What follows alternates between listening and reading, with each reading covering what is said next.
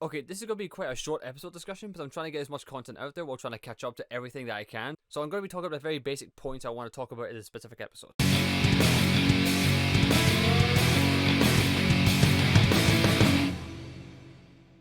So, Helluva Boss Season 2, Episode 4.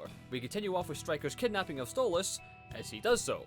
But not before the bickering of Stella and Stolas again, because, again, they hate each other. They're not really fans of each other. They absolutely hate each other, in case you couldn't tell. So meanwhile Striker kidnaps Stolas, we also have the side plot, where basically Blitz is taking Loona for a vet shot. And well, I shouldn't be laughing, but it's kind of funny seeing Loona, like, the way she is, but then is terrified of the shots, like, poor thing, I just wanna hold her. You know, just make sure she's okay. Shut up. So of course, Blitz stays for Loona, and then Moxie and Millie go and take out Striker. So to get straight to the point, I enjoy seeing Striker again. It's cool, it's awesome, I like him as a character, he's quite interesting, but he feels a bit off. And no, not because his voice is different, because well, Edward Basco, who also voiced Alistair and Has Been Hotel's pilot, he does a phenomenal job. He is killer, he's voiced other characters in Helluva Boss, he's fantastic. Because in case you don't know, Norman Reedus voiced him in the first episode, which I was surprised at, by the way. They got Norman Reedus. Like, it took me to the very end of the episode going, who is that? That sounded very familiar. And I looked it up, and yeah, Norman Reedus in Helluva Boss. I'm okay, I guess. Because naturally I assumed that when they first got him for the role, they'd get him in one session and get a lot of voice lines out of him. Like, not just for that episode, but like for future episodes in total. Like, one big long, like, kind of compilation of like different lines for different episodes, and then once they could afford them again, get him back for the next batch. But I guess they just gone for that one episode, which is okay. I thought you could have got as much as you could out of him before, like, you know, he goes on his way. And I understand that there's probably a multitude of reasons why they couldn't get him back, because A, maybe he's just too busy doing other stuff.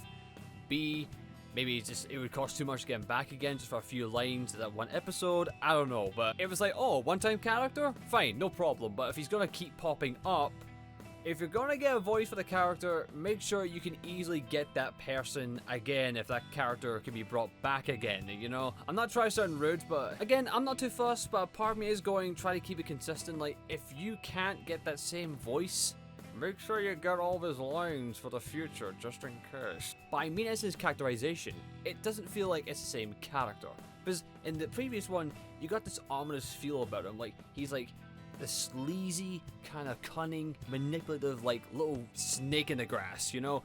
He'll say one thing to you, but as soon as things turn around, he will make sure that he gets out alive. Because he's looking out for Bruno himself. Here, it just feels like it's a different kind of grunt doing this work. Like, maybe a lackey of Striker's, like, just to, you know, throw the scent off, maybe? But it's like, after the first moment where Striker appeared, it was foreshadowing, oh, he will return at some point, and that's cool because, well, the confrontation in that episode was amazing. It was fun. It was what I liked. So to see it go higher up, that'd be cool. Seeing I.M.P take out Striker again, or Striker kind of, you know, messes with him a bit more. Yeah, more of that, please. It just doesn't feel like the same guy. And it really cemented that to me when we have his, like, little lair. It wasn't exactly the place I expected him to have. Like, I expected somewhere very shut in, like an abandoned, like, I don't know, shed or something, or like a small little, like, home. Because I was expecting his hideout to be not showboaty, it's just more subtler with like certain, like, maybe artifacts or decorations, just to give you a bit more of Striker's, you know, theme going on. And it could prelude to like certain other ideals of like his family, his close relatives and stuff, and how he got wound up in the situation. But you could feel the rage, the pent-up anger of like his life as he's been pushed down on the pedestal of hell to where he is now. Because the scene could target that more. It does to a degree here, where Striker and Stolas bickering back and forth about the hierarchy, and now everyone has a certain entitlement. And the statue, I get it was just really funny, because haha, big ding dong, but I'm a child. But that feels like something Chaz would do. Like, Chaz would have a statue like twice the size, in gold, and with diamond like studs on it. And I mean on it. Here, it just doesn't work for Striker. Like, he wouldn't really want something that kind of boasting. He would just want particular things, like if not money, certain items. He wouldn't boast about it. He wouldn't have like this big, you know, statue of, you know, his compensation. That's just me personally. But as I say, he does have his moments. Like, particularly with this band that's like singing his like theme song. Like, I like the idea like they're singing his theme song and he's annoyed by it. Because that concept is kind of funny. Like, they're singing his song and he's like, God damn, we all shut up! I ain't trying to get no theme song, I just want to enjoy my time here. I don't need some clowns talking about how awesome I am. I make the money, I do my job. I'm killing it. And I'll kill you if you sing one more time. I will make sure no one finds your bodies. And we have Stella again, and she is a lovely piece of work. Like, she is... Now, when we first seen the end credits of her, you know, planning the assassination of her husband, that was shocking. Like, oh, damn! But it could lead to such awesome moments. Well, it kinda loop-de-loop this sort of situation here. Because this dumb bird bitch didn't think that, oh shit, I'm not gonna get any of the inheritance if I'm divorced. It would go to my daughter who, well, doesn't like me. She didn't think through her master plan. Which kind of, I don't know, it seems kinda not great. You think she would plan this out because, well, I didn't expect her to be that fucking thick. I don't know. Maybe that's just me. I expected more out of this character. Because yeah, we get the point. She's not a nice person. I expected more planning and more thought-provoking of this character, like of her manipulation or planning things out to make things, you know, go her way, you know? But I just feel kind of let down because we were teased at a certain point and then the payoff is not what you wanted. It's like, it's happening, but it's not how I kind of expected it. But I'm not trying to sound entitled, but not what I expected. I know she's always been a bitch, but in this episode particularly, she's just been written as this whiny, spoiled little brat. And yes, I know, I get it. Stella is not the best character. She is meant to be like this. I totally get this. But even for her, this was a little bit too, how do I put it, childishly naive of her? Because, like, she's not some teenage girl. Like, I could maybe understand that if she was, like, Octavia's age, maybe, to a degree, but here, it just seems a bit off. It's almost like a flanderization of her. I'm not trying to sound mean here, I swear. I'm just trying to give critiques. That's what I want to do. I want to help people. I just do hope they kind of pick up the bits they've kind of fumbled with and make them into something new in the later episodes. And don't get me wrong, the fight with Moxie and Millie against Stryker, yeah, that's awesome. Like, that is, oh yeah, hell yeah, that is beautiful. That is great. I do wish it was a whole team, but Team Eminem, yeah, they kind of deserve it more, to be fair. But there is an issue with the fight. It's, well, tone shift back and forth with the scene of Loona getting her shot. It doesn't work because one's an action piece about two people who are dealing with this, you know, threat, and the other one's more a comical kind of moment.